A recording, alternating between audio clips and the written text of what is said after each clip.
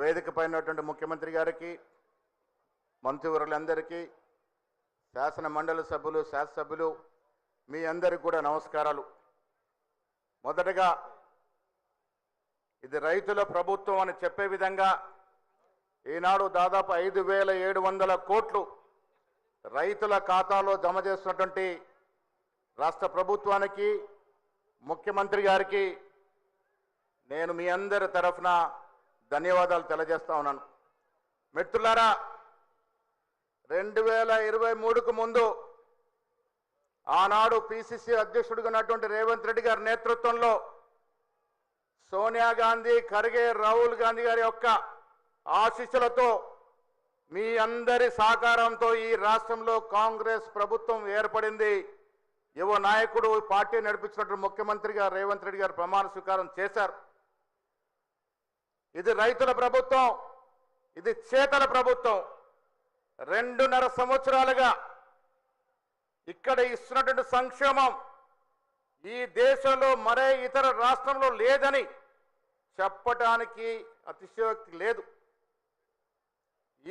ఈ దేశంలోనే అత్యధిక పెట్టుబడులు, ఇక్కడ శ్రీధర్ బాబు గారు మీ నాయకుడు ఇక్కడే ఉన్నారు, వారు ముఖ్యమంత్రి గారు దావోస్కి వెళ్ళడమే కాకుండా ఇక్కడ గ్లోబల్ సమ్మిట్ పెట్టి దాదాపు 7 లక్షలకు పైగా 7 లక్షల కోట్ల విదేశీ పెట్టుబడులు తెచ్చినట్టు రాష్ట్రం ఈ దేశంలో ఉంది అంటే ఇది తెలంగాణ రాష్ట్రం. ఒకవైపు అభివృద్ధి, ఒకవైపు సంక్షేమిస్తున్న రాష్ట్రం ముందుకు దూసుకుపోతున్నటువంటి ఇవాళ ఒక నాయకుడు చాలా రోజుల తర్వాత ఫామ్ హౌస్ నుంచి బయటకు వచ్చినాడు.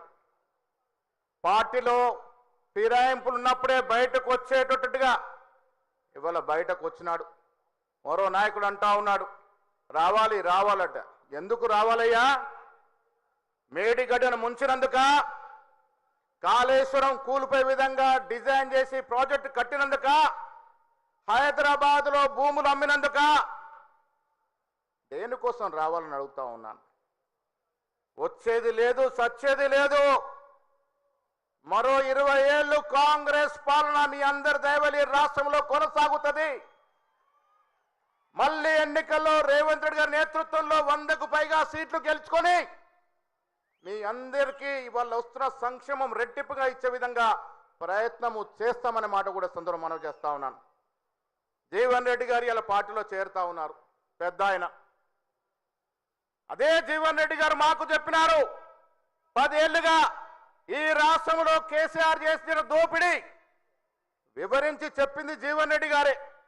అలాంటి జీవన్ రెడ్డి గారు ఇలా వారి నాయకత్వంలో పార్టీలో చేరుతా ఉన్నారు. ఎంత సిగ్గుచేటో ఒక్కసారి అర్థం చేసుకోవాల్సింది మీకు మనవి చేస్తూ మళ్ళీ చెప్తా ఉన్నా, ఈ రాష్ట్రంలో జరుగుతున్నటువంటి కాంగ్రెస్ ప్రభుత్వ పాలన ఇది ప్రజా పాలన, అభివృద్ధి సంక్షేమం ధ్యేయంగా ముందుకు పోతున్న పాలన. మళ్ళీ వస్తుంది, మళ్ళీ రావాలి.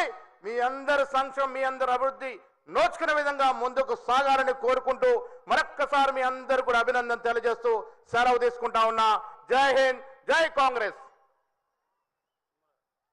గౌరవనీయులైన వ్యవసాయ శాఖ మంత్రులు పెద్దలు తుమ్మల నాగేశ్వరరావు గారి సందేశం.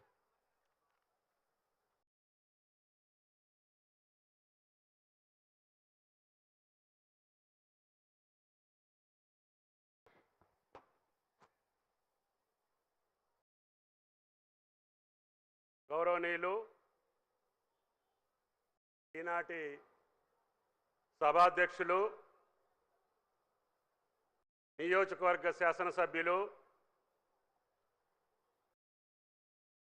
ఆది కాలం నుంచి పురాణ కాలాల్లో నిర్మితమైనటువంటి ముక్తేశ్వరాలయ కాళేశ్వరి యొక్క సన్నిధిలో ఆ యొక్క దేవాలయ పునర్నిర్మాణం యొక్క అభివృద్ధి కార్యక్రమాలతోటి పాటు ఈరోజు